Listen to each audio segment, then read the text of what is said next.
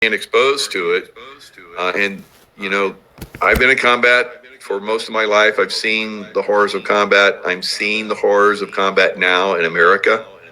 And a lot of people are starting to be exposed to it, and they're not liking it. They don't understand it, right? So one side has to win. Do you? Which side do you want to win? Do you want your side to win? Of course, the other side wants their side to win as well. So there is this, this back and forth that's going on right now, and this has happened obviously many times in history. And the one that I'm speaking of, that I'm going to like highlight, is a time where the basically they stood firm, and they went on to rule for 30 years in one of the most glorious golden ages in history, right? That only was stopped out by a bubonic plague, right? The first bubonic plague. Very similar to what we have seen now, isn't it? So we've already seen a plague, the COVID, and we're seeing this uprising, just like they saw back in Constantinople. So the First Lady, Melania Trump, is a back channel. And just like President JFK had his own back channel there to the Russians, they used that as an excuse to assassinate him, right? The Red Hats, right? So the Red Hats, I've actually had James Files on my show multiple times with Ole Demigard and others, where we discussed how he was part of basically a Red Hat group that came in and assassinated President Kennedy because he had gotten out of line, according to the deep state, right? So again, we're going to see this push back and forth of these factions. I think that President Trump is at the forefront of a President Kennedy-like faction now, and that he has Red Hat activity going on for the good guys now. So the Black Hats started, I believe, this Red Hat activity where they had these assassins, and they call them the 30 Assassins. James Files was one of those assassins.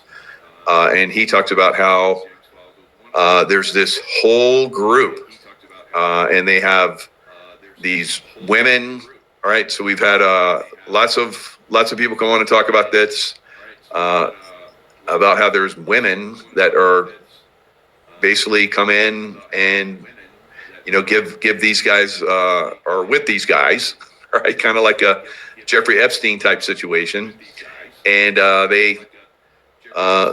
Kathy O'Brien has been on my show talking about this, how they develop these girls from birth to be spies, and they pass information, they have sex with these presidents and men and so forth, and they're gathering information for the dark side, right? The Black Hats. So the Black Hats use like Red Hats, right? So Kathy O'Brien, I would say, would have been a Red Hat that is now a White Hat, all right? I know it gets a little confusing here, but you can switch sides and you can go to the good guy side. That's what we hope everybody does, but some will not. Now, James Files, in my opinion, has gone to the good guy side, and he is disclosing about the use of he being a Red Hat by the Black Hats. All right, so he was the assassin behind the picket fence that shot President Kennedy and blew the back of his brain out. Right, so he talks about that. He's been on my show many times, and he talks about how they would use these women. One of them was for Ted Kennedy. She got out of line, and James Files and his group came in, and they suffocated her, put her in the car, and Chappaquiddick, they pushed it into the water, and Ted Kennedy, after they said, you can go to the police after we leave the island, because they had to catch a ferry off the island. So they got on the ferry, and then he went to the police like 2 hours later, and everybody's like, why did you wait 2 hours? Well, because those guys that killed her, killed his, I guess, his squeeze, his this woman that's basically part of the Red Hat group that was gathering information. She was getting out of line, so they had to eliminate her, right?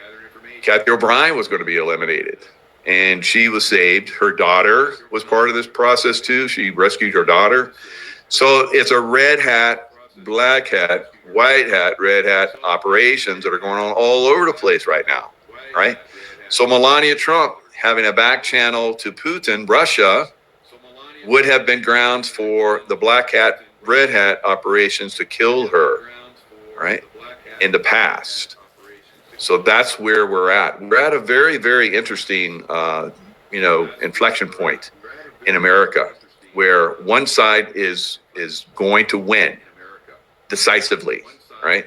So it's very important that everybody understands this process, because through that understanding, it's a shield. It's a shield for us against the deep state, right? So if we have that knowledge, if we have that understanding, then their fear and manipulations that they use to usually control people, we're shielded from it with our knowledge, right? So you need to understand how this is working.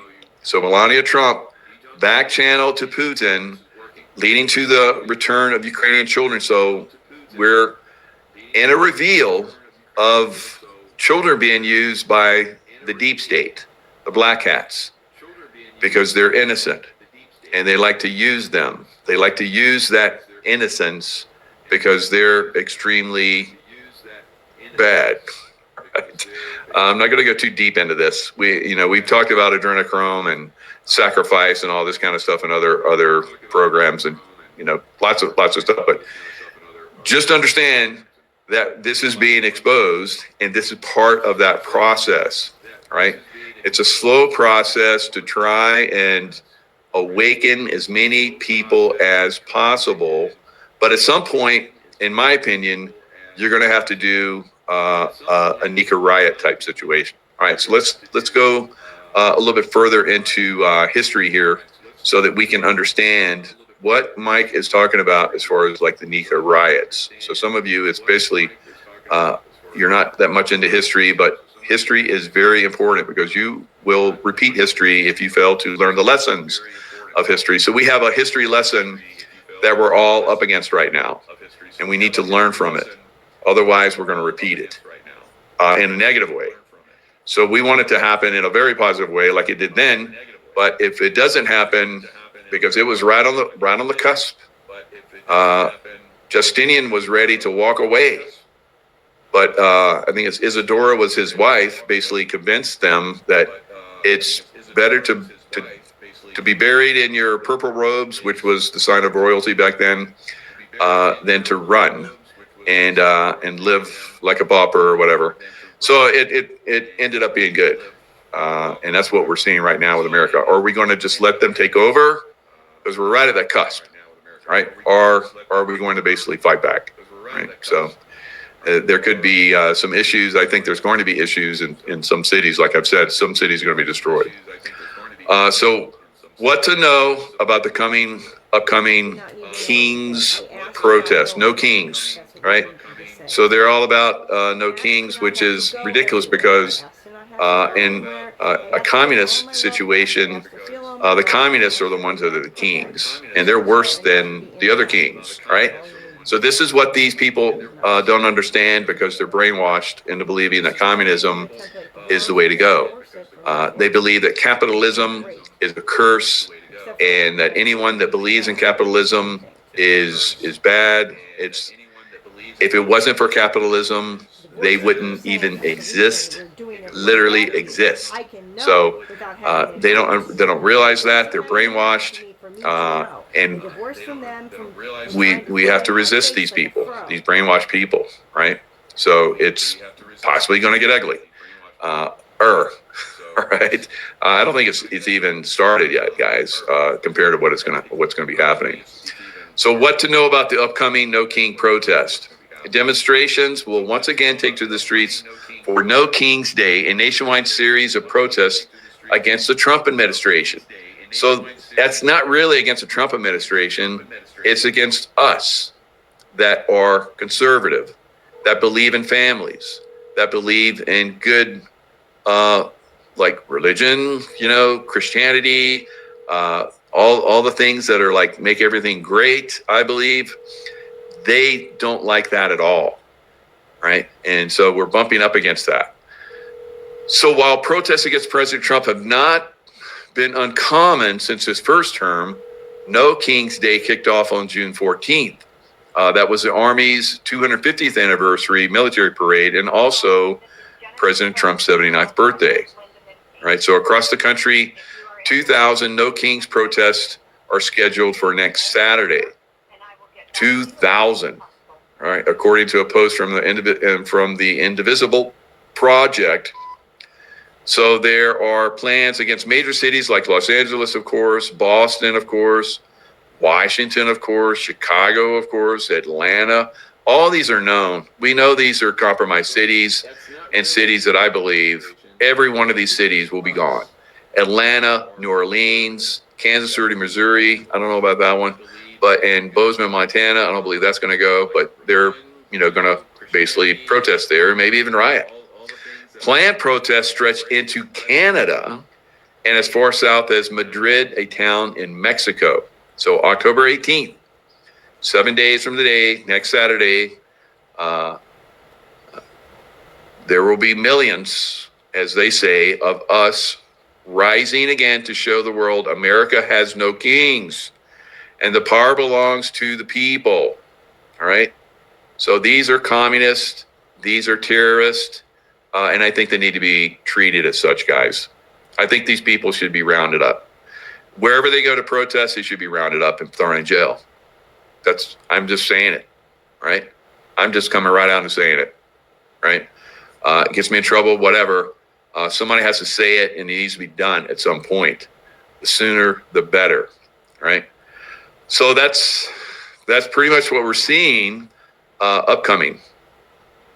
Now, No Kings movement issues warnings ahead of next anti-Trump protest. Warnings, because President Trump, the king, I guess, to them, has put out a lot of military into cities, and he could possibly put out more military. All right, so No Kings movement issues these warnings, and they talk about different things. Where's the article?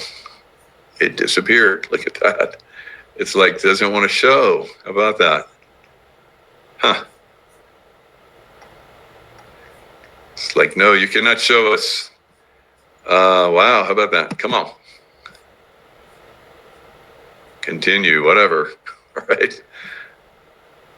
Newsweek came out after me personally, so maybe this is them coming at me again. They've come after me before in the past for posting stuff. So anyway, they're out there saying, I read their article, so I'll tell you what it said. It said that they're concerned and they want people to not get violent, which of course they want them to get violent. All right. They're going to have, this is Antifa going to show up with these guys. Antifa is a violent organization.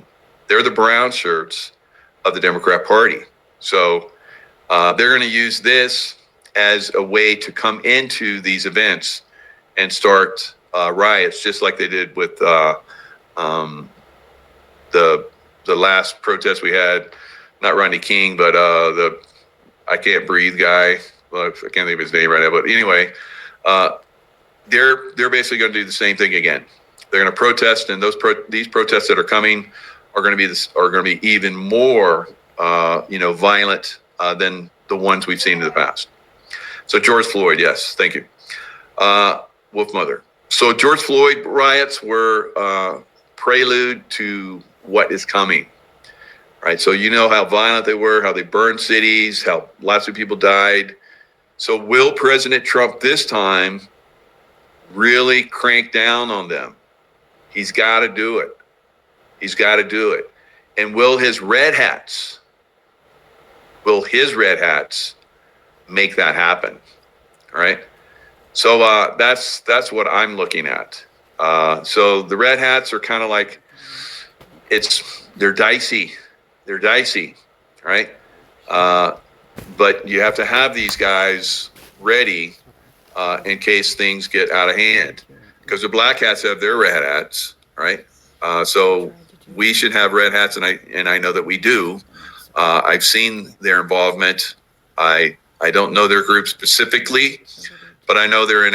I know some of the people that are involved because I see them. Right, I've seen them, and I saw some of them at Charlie Kirk, the Charlie Kirk event shooting. All right, that's basically moving us into the direction of where we need to be going forward, guys. Right. So, is it all pushing us into this direction that we're going to have to like really fight back against this Antifa, no kings, communist, radical, women with the nose rings type movement? It's out of control.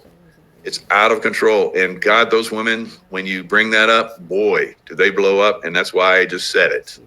All right. So, wow. They don't like men at all. They make it known. So, and there are probably going to be a lot of those women that are going to be marching in these No Kings coming riots, right? So DHS adding additional protection, Department of Homeland Security adding additional protection around Boardview Ice Center near Chicago. Now, I've seen that there also have been some fencing, some heavy duty fencing going up around Washington, D.C. Was this anticipating this coming No Kings, coming riots? I'm telling you guys, if I would like, okay, you guys have your little protest, and we're going to make it all safe for you in this box. We're going to put up this fencing. You're going to be safe in here. You got everybody? You got everybody here? Everybody good? Remember J6? Remember J6? Yeah. We're going to like arrest every one of you. I don't know. Maybe I'm a little over the top, but that's the way I would do it, guys. Right? And it needs to be done. At some point, if we don't do it, and we don't do it soon, it's going to get super violent to the point, because just like we're doing with the violent criminals that are here illegally, we need to start arresting these people because they're terrorists, right? They're terrorists. They're going to tear down America. And no kings? Are you kidding me? We've never had kings here in America, jackasses. So anyway, this is part of the deception that they use to basically destroy what's left of America. We're teeter-tottering right now, and they want to push us over the edge. Thanks for putting down the bag.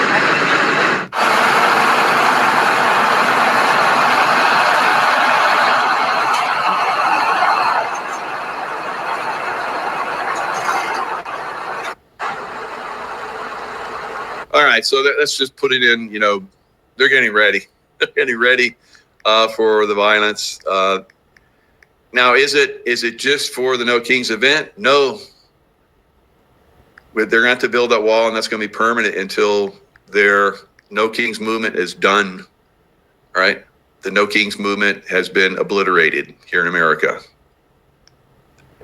So, I'm a very loving, humble, and peaceful guy, but we're reaching a point where we need to really start to take action. And if we don't do that, then we're doomed. All right? We're doomed like those time. It was a great empire, but it was just like America is now. It was teeter-tottering, right? The sports riot that nearly destroyed Constantinople in 532. Now, we've seen, sports riots in Europe. We've seen, winning teams here in America, they are the losing team. They riot, they burn, stuff. It's crazy. But it all pales in comparison to what happened in Constantinople back in 532. The Nika riot, alternatively referred to as the Nika revolt or Nika uprising, 532 AD was one of the deadliest riots in human history, and certainly the worst to have occurred in the late period of antiquity. It led to the deaths of approximately 30,000 people. Now, I don't know. In comparison, we're probably talking millions, guys, which I think is very possible, unfortunately, going forward in some of our cities.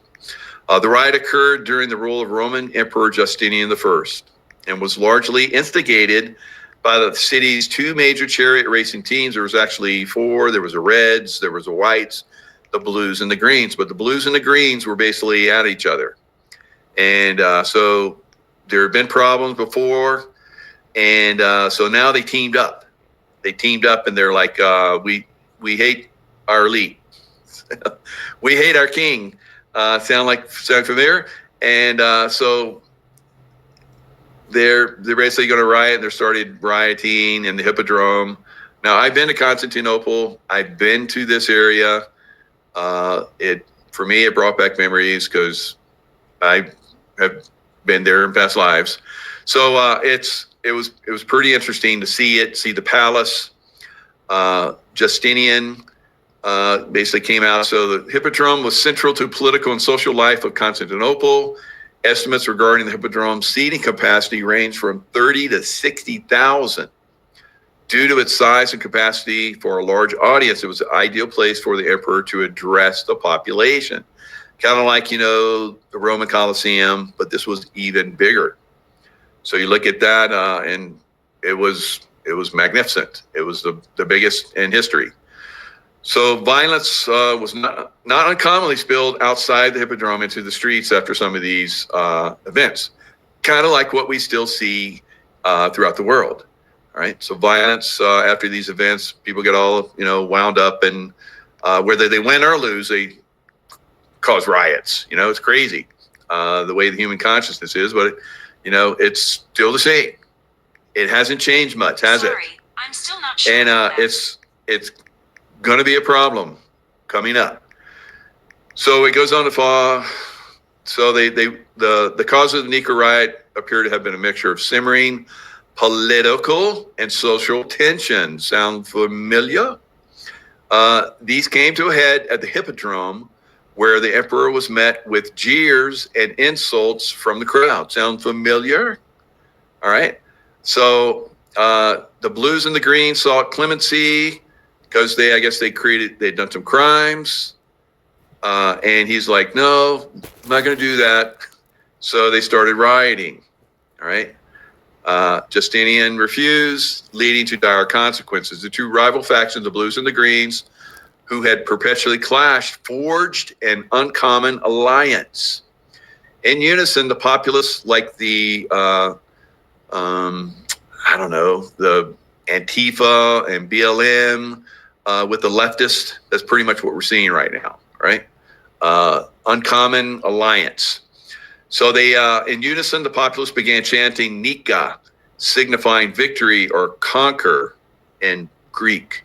This chant, previously employed to rally behind charioteers at the Hippodrome, now resonated as a collective reproach directed towards the emperor, right? The king. Trump, all right? So the seething crowd launched their initial assault on the Praetorium, the very side of the housing prison. So they basically spilled in the streets.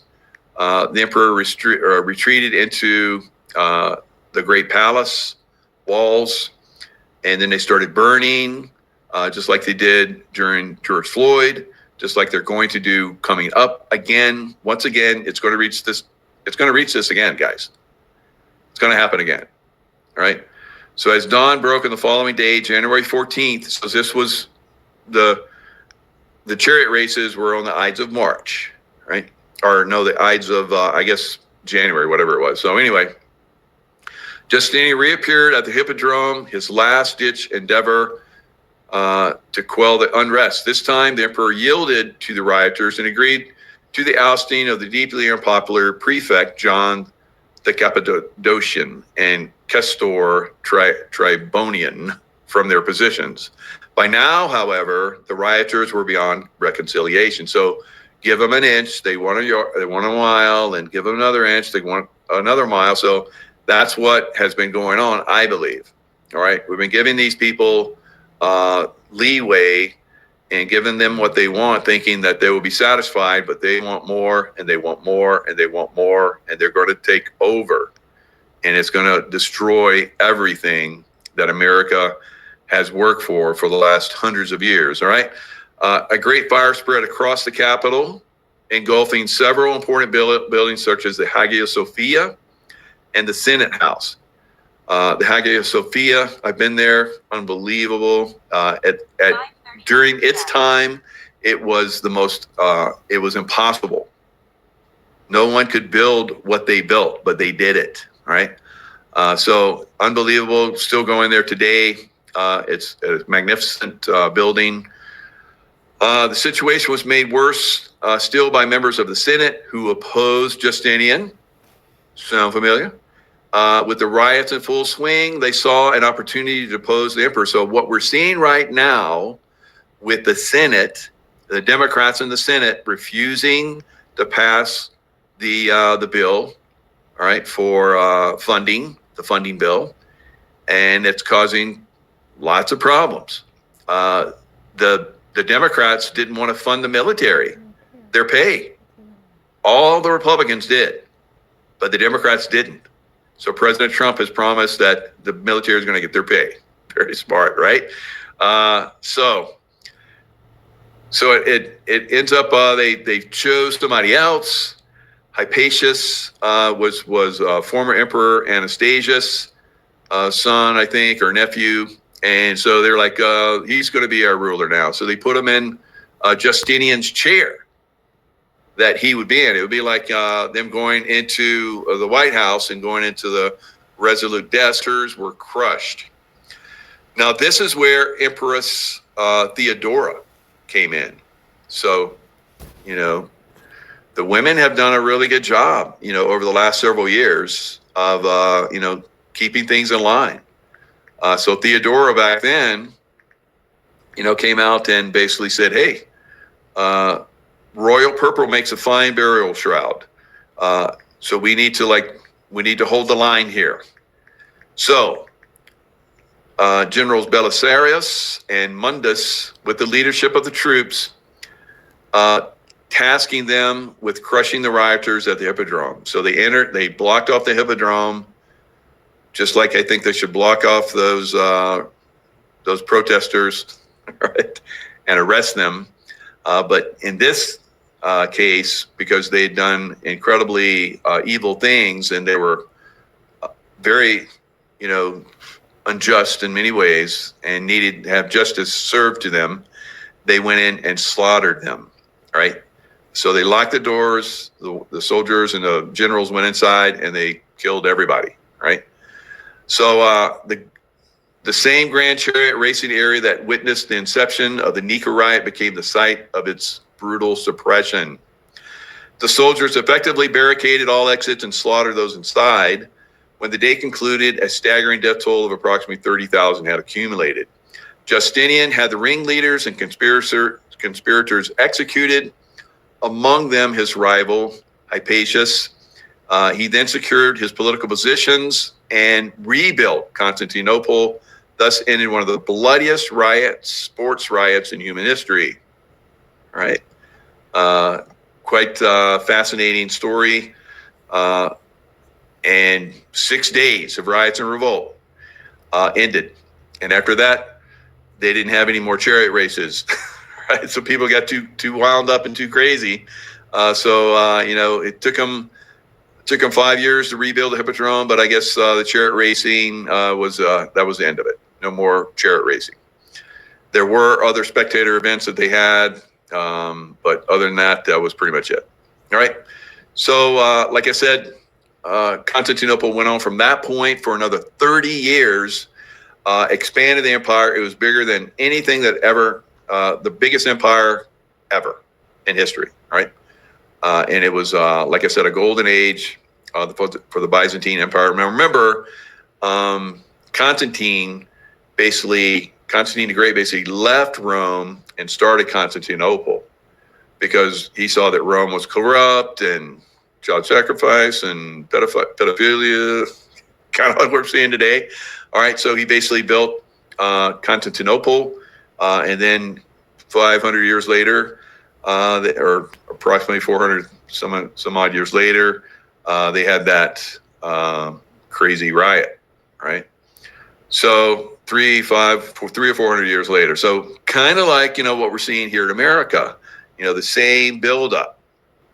Now we don't have any chariot races anymore, so we don't have to worry about, riots from that. But we definitely have all the ingredients of what that riot caused, dissension and so forth. There's only one remedy, guys. It's only one remedy. We allow them to completely take over, or stop them out, arrest them, right? I'm not going to say the other thing, but I think that's going to happen in a lot of cities. There will be slaughter in many cities, right? So, do I live in a treehouse? Pretty close to it. All right. I live on a mountainside, right? It's pretty cool. It's beautiful. So yeah, Justinian, like I said, now why do I focus on that? And why would I want to see Trump overcome that Nicotite riot, right? That we're basically in the midst of. So under the Reconquest, General Belisarius, Justinian's forces recaptured territories from the Germanic tribes, bringing North Africa. Sound kind of interesting. Germanic tribes, what's going on in Ukraine, all right? So they went on to basically conquer and bring peace and stability to a massive, widespread area. So we've heard how America could absorb Canada, could absorb Greenland, Australia, New Zealand, South Africa. So that would be the same thing, an expansion of the empire, but it can't happen with these riots that are ready to happen, right? So that has to be crushed.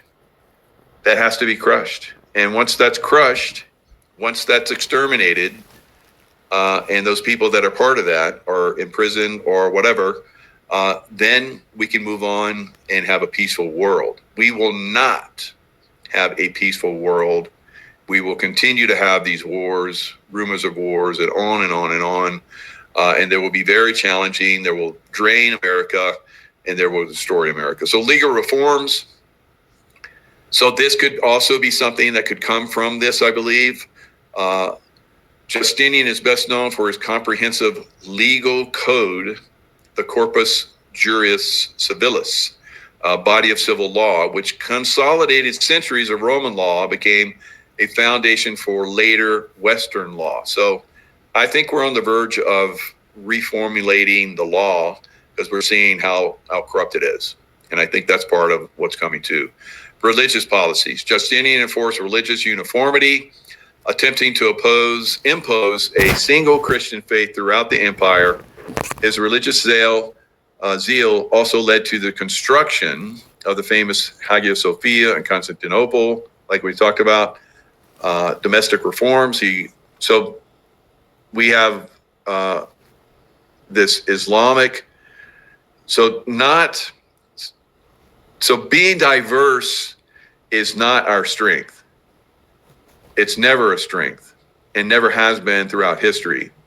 So being uniform and, working together as a team, as a culture and so forth, always produces unbelievable great achievements and golden ages, right? So I think we're on the verge of a golden age, but we can't have these competing radical forms of religion.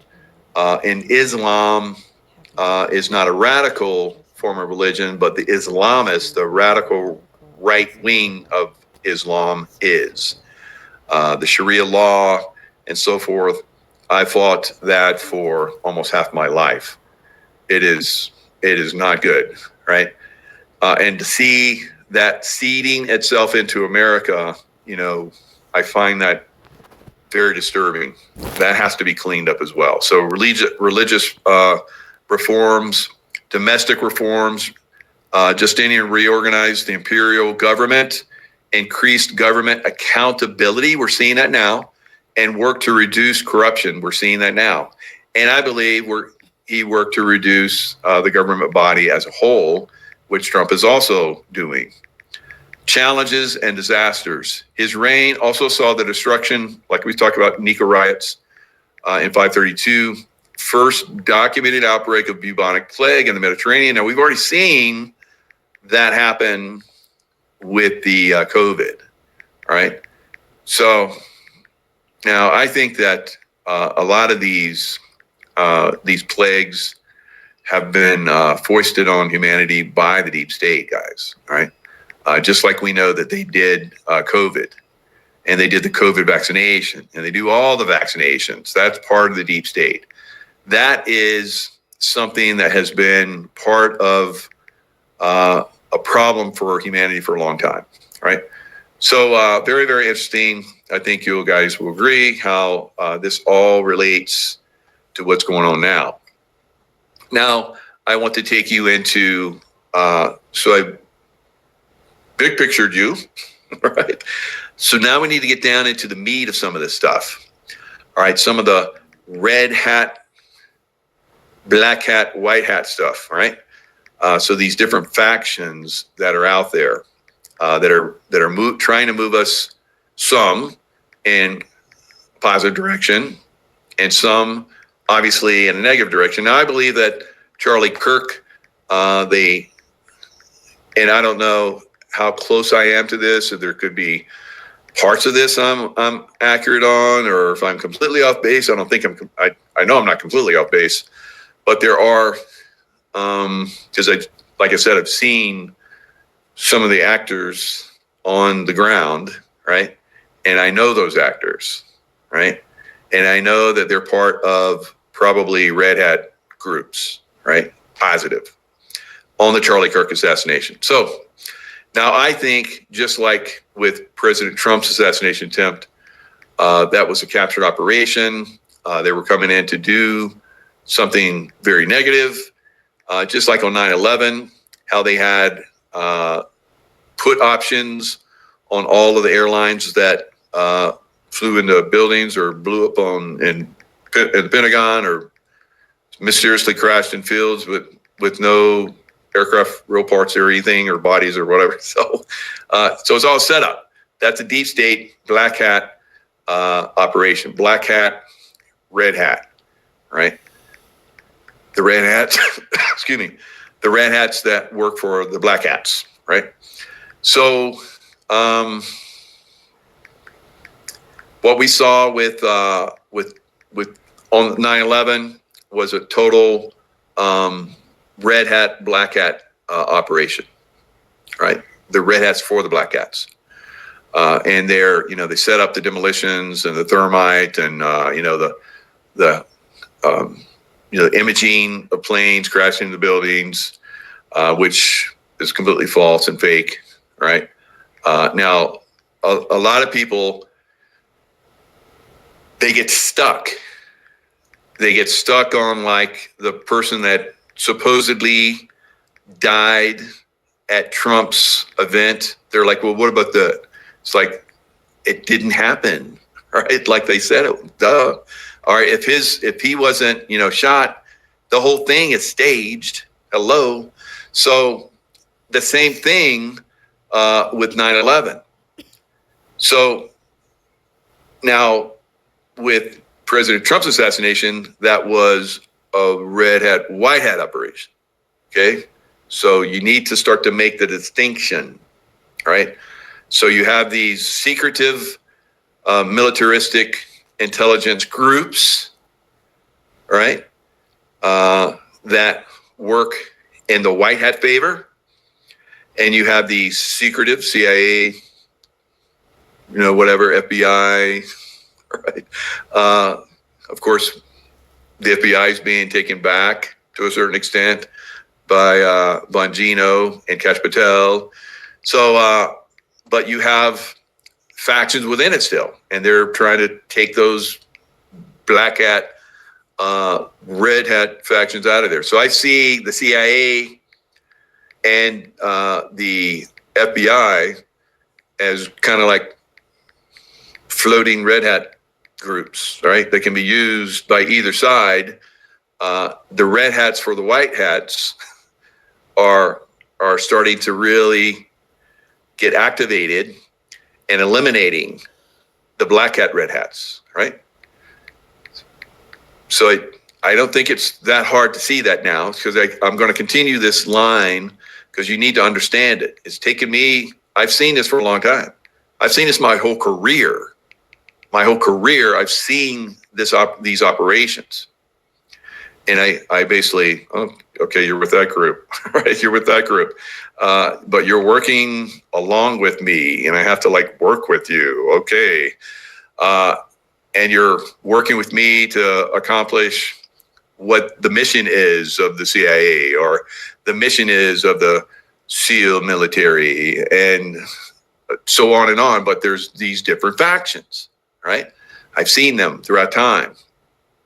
And a lot of them within the red hat, I would say military side, many of them are retired, or they were in units, and for whatever reason, they didn't quite work out well in those units. And so this red hat group, said, come here, come over here. We'll take you in. We'll give you some good missions, and you don't have to worry about, not fitting in anymore in the other, in the visible group, right? So now you're going to be part of this invisible group. And just like I was at SEAL Team 6 and in the CIA, I was part of invisible groups, right? Now, I was a SEAL for many years, and then I went to SEAL Team 6, and I became invisible to the regular SEAL teams, because you have completely different groups you work with. Everything's more high speed, all right? Everybody wants to go to that because it's more high speed. Now, the red hats are like that. The red hats on both sides, whether it's white hat or black hat, they each have very high speed stuff, right? Very high tech stuff. And they use that for their side, right?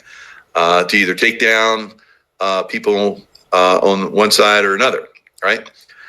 Just like when we took down Osama bin Laden, right? So I was part of the good guy side. Now, Osama bin Laden was part of, think about it, he was part of the black hat, red hat team. See how this works? So I'm going to continually teach you guys over time how this works. So now there were elements within the CIA that were good, like myself, that helped find him. And there were elements within the military, SEAL Team 6, which helped to take him out. Now, remember that crash that happened with the SEAL Team 6 guys in Afghanistan not too long after the Osama bin Laden takedown? That was payback for the white hats, red hats, taking down their boy, black hat, red hat boy, Osama bin Laden. So they went after the good guys in SEAL Team 6 and crashed that helo. That was payback. It's like, oh, you want to F around and find out? That's what they did, guys. That's how, this is bad games. A lot of you guys don't know these games. I do.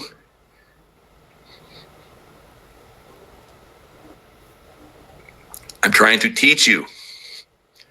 So you have the knowledge, you have that shield, so their fear and games don't affect you. You stay true. And like the Nika riots, you're very committed. Gotta slaughter that shit. All right. However that happens. All right. However that happens, it has to go. All right. That's part of the Black Hat, Red Hat team. All those people that are going to be part of those riots that are coming, that's their team. Whether they know they're part of that team or not, it doesn't matter, guys. They're incorporated into that team. Some of them on a higher level are completely knowledgeable of what they're doing, how they're impacting people. Some people are just dumbed down from kids, right? They're taught stupid and they just are perfect for that role, right? And they don't know that they're in a role that's really destroying America. They think they're making America better. They hate MAGA. They hate making America great again because they burn American flags because they think, we're the problem. That we make America great, and they give them a great place to live, and they resent it. It's stupid the way they think. We know that. But we can't let them have power over us anymore. It has to stop. The Nika riots, they have to stop there. They have to stop with this coming No Kings bullshit. Stop. Can I have a No Kings get together? Oh yeah, you guys get together. How many of you? 1,000 of you? Get 1,000 places where we can store these assholes, right? And when they're least expected, arrest all of them. Boom. 10,000. I don't give a shit. 10,000, 100,000. Arrest the whole friggin' group of them. All right. Got to be done. Got to be done. All right. Now, let's go into all of the make-believe that's going on out there and try and educate you guys on how to see, which side is doing what. So you can see who's the good guys